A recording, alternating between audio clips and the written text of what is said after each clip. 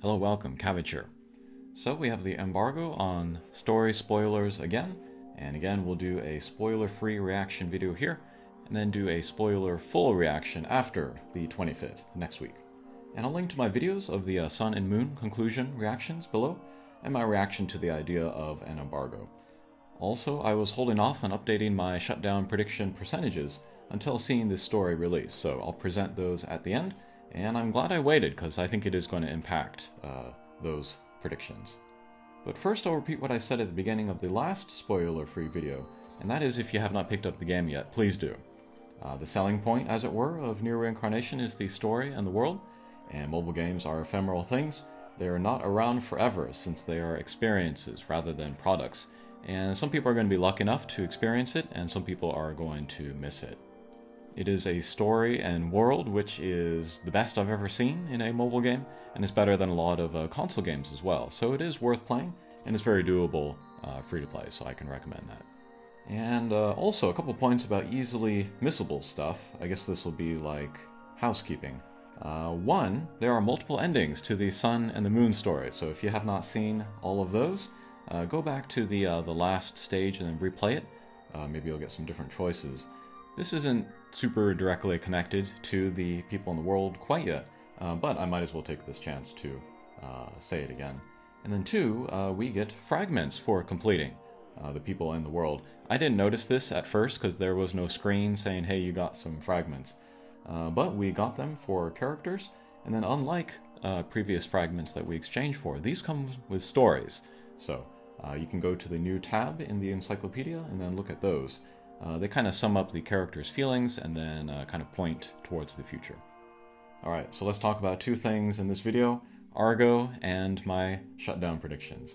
Argo plays a big role in this story, but everything I say here I think can be drawn from previous stories as well, so it can work in this spoiler-free video. I've thought this for a while, but this story especially drove the point home that Argo is here in the game to represent not just husbands and fathers, but also spouses and parents across Japan.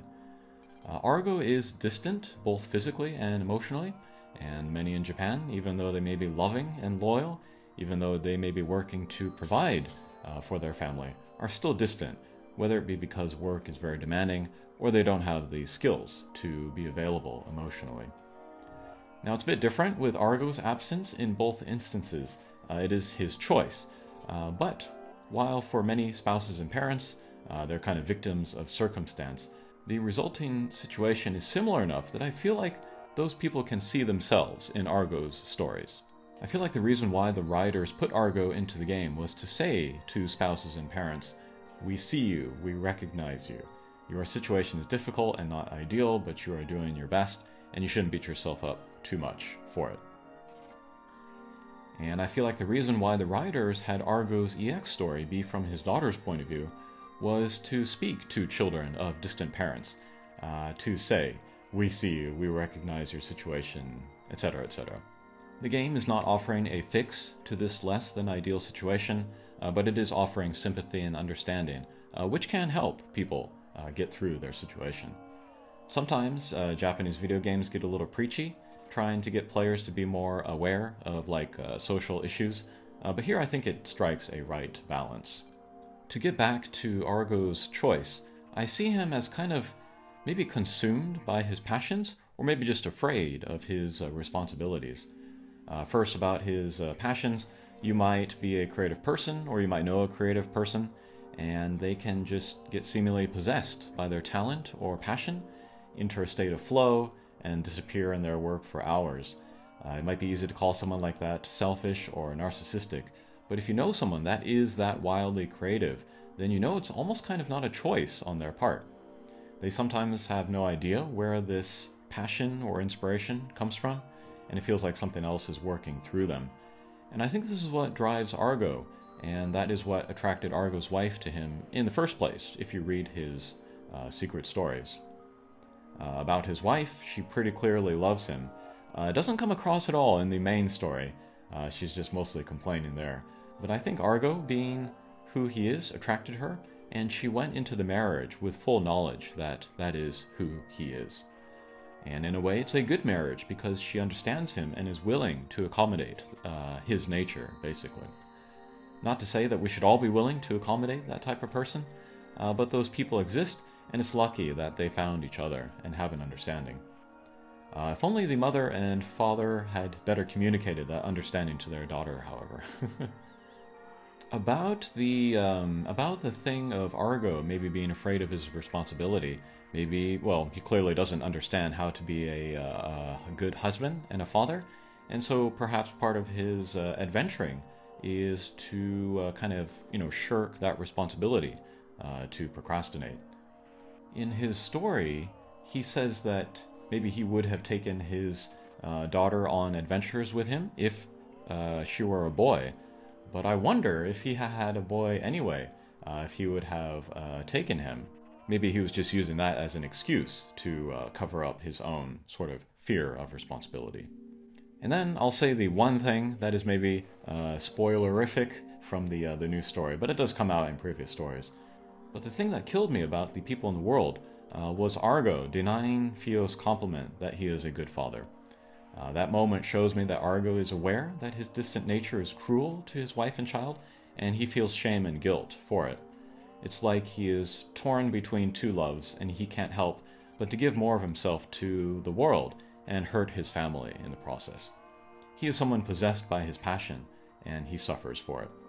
And sometimes I see people say that they hate a flawed character for their flaws, but the writers don't write these characters so that we can have like a target to judge and then prove our moral superiority.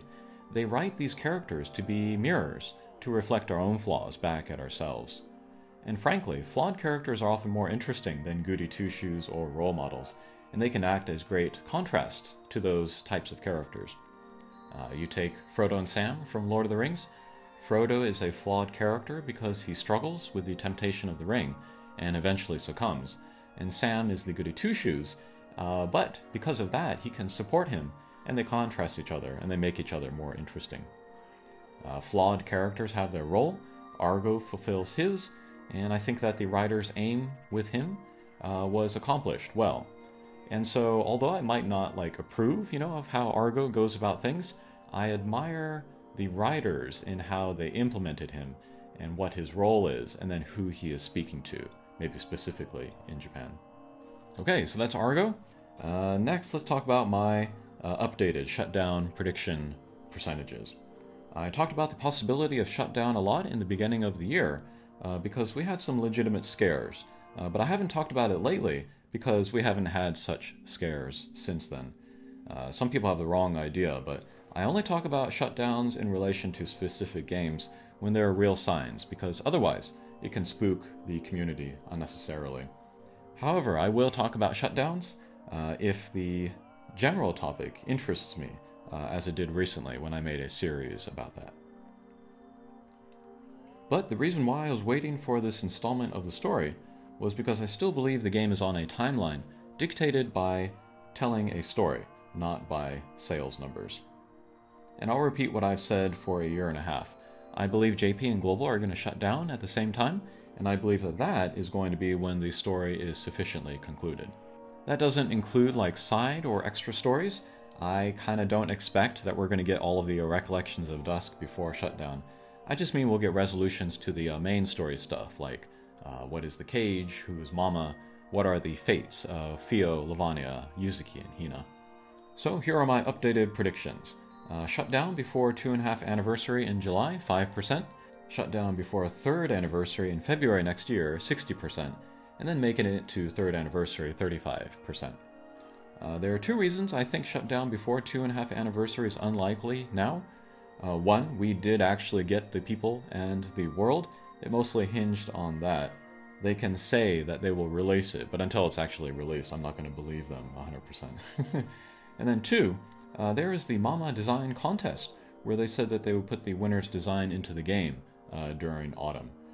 Now, the design contest could also be misdirection to give us a false sense of security, and some people are furious that I would suggest that Square Enix is capable of such a thing. Oh, you sweet summer child. Square Enix is not your friend. They are a business. and part of their business practice is manipulating user expectations. Have a look at Babylon Falls and the misdirection that they engaged in there before Shutdown. But for the sake of my predictions, I am willing to take that announcement at face value, but with a grain of salt, and then say we're going to make it to autumn at least. Beyond that, what will matter most is how the people and the world is structured and at what pace it is released.